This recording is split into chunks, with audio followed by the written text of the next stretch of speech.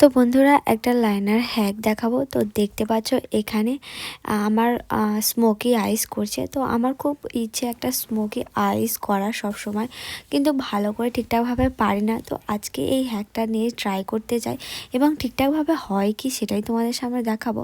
তো হ্যাকটা করার জন্য যেমন কাজল উপরে আর নিচে পুরোটাই ভালো করে ঘষে নিচ্ছিলো, তো তেমনভাবে আমি কাজলটা ঠিকঠাকভাবে উপরে আর নিচে ঠিকঠাকভাবে নিয়ে নিলাম। আর আমার তো জানোই স্মোকি আইস করার কত ইচ্ছে কত শখ, কিন্তু পারি না, একা একা করতেই পারি না কাউকে ছাড়া। তো ভাবলাম এই একটা দেখে যদি একা একা করতে পারি খুবই ভালো হয়।